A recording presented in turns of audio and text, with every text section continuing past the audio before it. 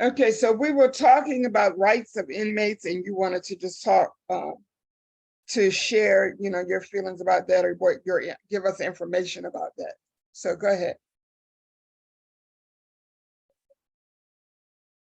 All right, so talking about constitutional rights, first and foremost, person has to understand he's dealing with this every court that is operating within the country is supposed to be an Article 3 court. This is derived meaning Article 3 of the United States of America Constitution, which is the supreme of the land. Every single court, house, court room, court building, or anything acting as is supposed to have what's called a delegation of authority order. And this is why it is considered an Article 3 court. Congress gives the delegation of authority order to every court that operates within the land. And the Supreme Court is the highest of all. And any inferior court that is under that, again, must be operating in order to be lawful, and in order with Constitution, they must have that delegation of authority order. The fact of the matter is, none of these courts in any of the state / colony / corporation, none of them have that delegation of authority orders signed. And I want people to understand the impact of what I just said. Because we're talking about millions of people that are currently sitting in prison unlawfully because these crooked politicians who have usurped the seats of this government and who are violating the Constitution every single day in the interest of foreign private corporations. They are sending your loved ones, you, taxing people unconstitutionally, and sending people to these private-owned prisons.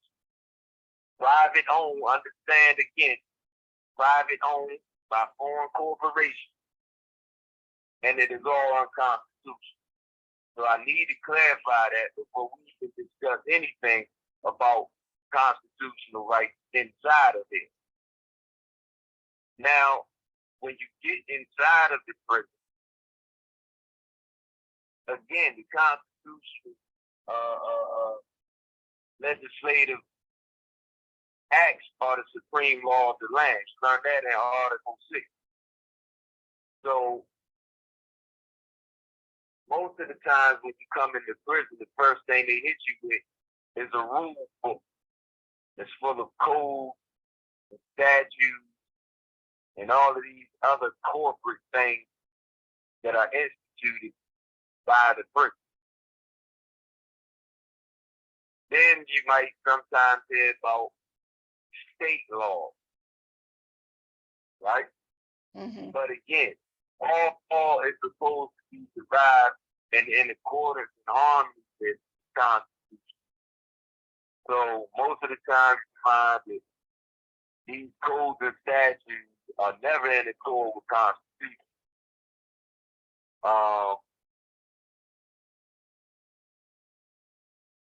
You see things like when we talk about civil rights, right? The argument is not even civil rights. The argument is human rights. And human rights deals with, again, constitutional rights versus corporate privilege, right? And again, this is how you know when the constitutional rights are being violated, because it's the simple things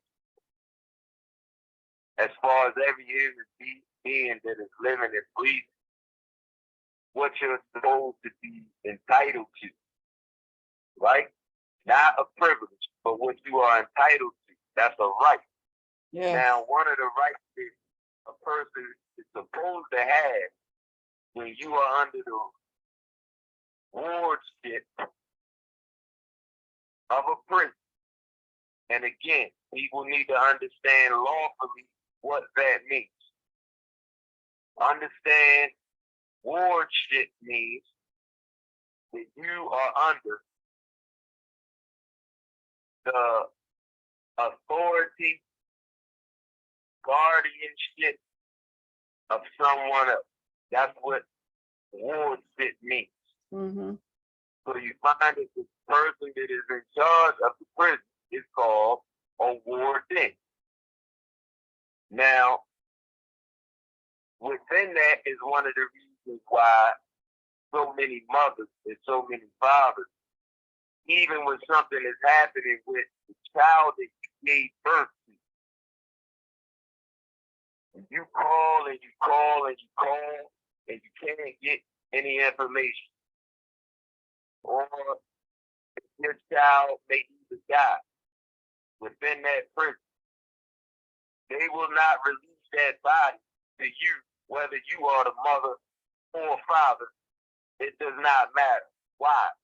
Because legally and due to the unconstitutional legislations that these prisons and these corporate colony states follow, they are no longer your child. They are under the wardship of the warden of whatever prison they are in. That right there is a constitutional violation. Right, right. And many parents don't understand that. And they're constantly wondering why they can't get information when they want. That's my child. That's my child. It's because you're not understanding. We are dealing with people who could care less about your moral issues. These people have sold the people, the natural people, and the true citizens who respect the Constitution of America. They have sold us out to foreign private corporations. And this is why they never telling y'all, and they never telling people to study the Constitution. Never hear no politicians say that. Never hear none of these state leaders say that. And it's because they want to keep people's mind away from the Constitution, because then you're going to see how your rights are being violated. So, I mean, again, to sit here and try to give a whole list of violations in the prison, that's why I started this with what I did. You Right. gotta understand it. The prison in and of itself is unconstitutional. Right, right. If anything starts as a fraud, remains a fraud, and it ends a fraud. Wow. That's powerful information. Like, yeah.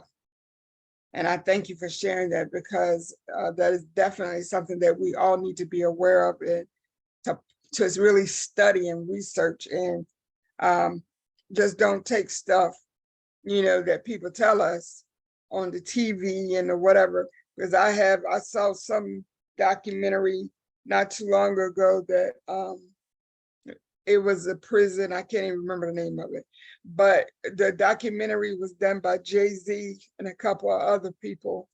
And there was mothers, family members there that had loved ones that died in the prison. And like you said, they couldn't even get information about what happened to the child.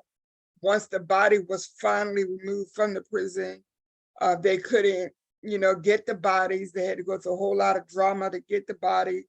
And because like you say, they became property. And we need to really, really be aware of what we're facing in this. And like I said, you know, we need to stop just saying, well, that don't have anything to do with me, because it has something to do with all of us. Now, I want to ask you this before we round our time again. The US has the highest incarceration rate in the whole entire world. The whole world. That's pathetic.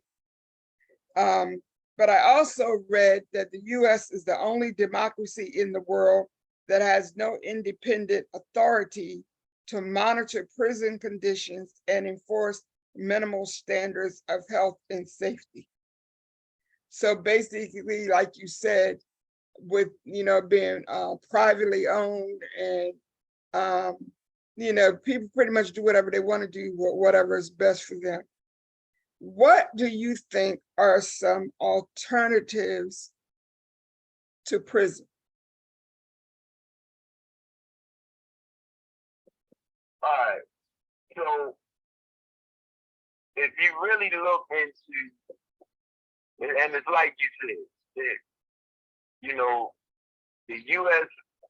of A as a corporation, again, not the land, but the corporation, they run around the world trying to tell everybody else, you know, you should do this, you should do that, as if they're the beacon of light. But again, as you just said, this corporation has the highest incarceration numbers in the world. Now, clearly, that should tell a person, and we just talking common sense now, Right. which is the highest science known to man. But clearly, it should be telling people that locking people up is not the answer to curb crime. Right, right. And so now, again, I place the responsibility into people's laps. Now, isn't it time that we start to realize that maybe the reason that they keep locking everybody up is not to curb crime? Maybe that's not the reason in the first place. Say that, say that. Okay, so alternative would be, you look around at countries that they consider to be poor, third world, or whatever the case may be. Most of the time with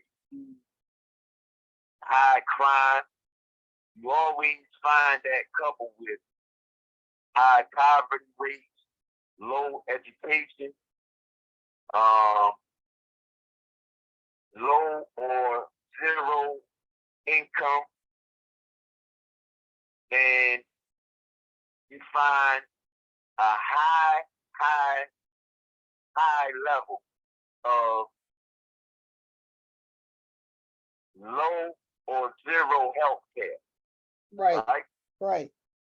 So if these are always the components that are found wherever there's high crime, it seems to me that responsible, intelligent people, especially those, if people keep going and placing ballots into those boxes, you keep putting these people in these positions to make these decisions, these fiduciary responsibilities that they have, right? Right. They're supposed to be the ones who attack the issue of low income, poverty, Yeah. no health care, right? Why are American children also leading the race as far as the literacy goes, as far as all the children in the world right now? How is that? Wow. But you claim to be the richest and most powerful country in the world.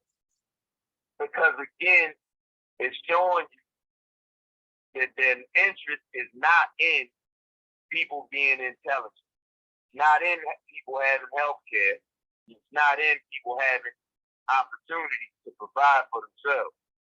Their interest is in building prisons to house people who have been made straw men property of the corporation and attach a bunch of certificates and bonds to you that are traded all around the world, and this is how they make their money.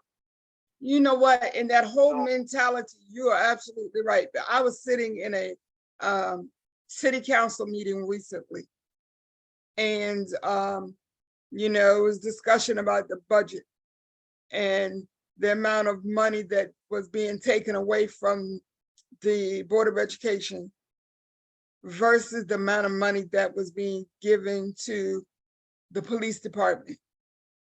And one of the council members repeatedly kept saying, because these children don't listen, these children are bad, these children don't have no discipline. We got to bring people in to even keep control over the classroom. The teachers don't have no control, so you got to bring officers in to have control. And I'm just shaking my head like, is anybody even listening to this? Like, of course, there were 2 or 3 others that were agreeing with it. So you're telling me that you rather take money to discipline and bring in these policy enforcers who arrest 7 and 8-year-old children. You rather have that done than to deal with the issues with these kids coming to school hungry. Some of them have parents that have substance abuse problems, so the kids are not really being cared for. Some of them, the only meal they get is when they come to school.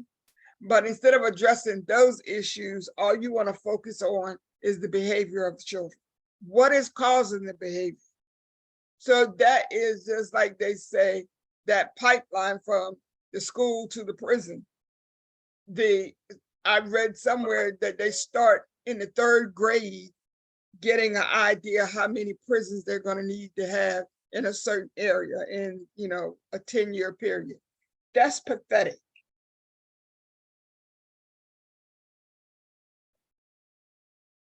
And in those secret boardroom meetings, what you just said, that's referred to as social engineering. Mm-hmm.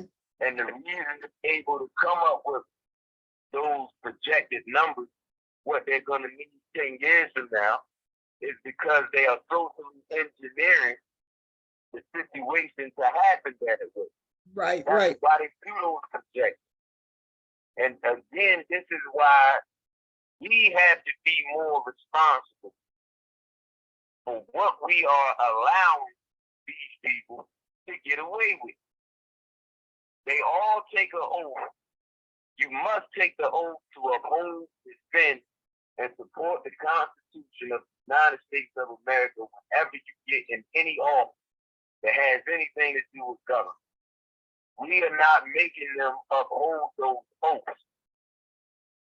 Because lawfully, when you violate that oath, you are committing treason. We have to start making these people stand on the Constitution and not get caught up in the private corporations and get bought off. We got to stop allowing that. And all we got to do that is hold them to their oath to defend, support, and honor the Constitution. Yeah.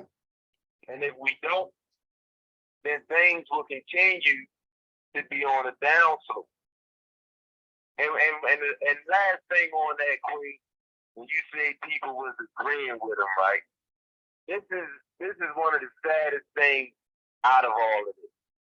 Because, you know, it's to the point now, it's like, okay, we know that these folks are violating clearly and they don't care about it.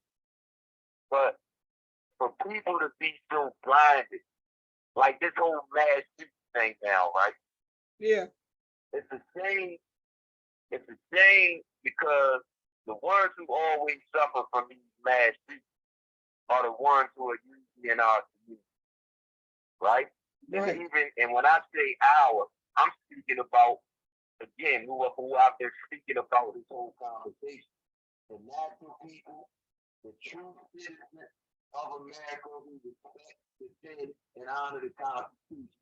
So this is not no color thing. Because I have enough sense to understand we're all in this together.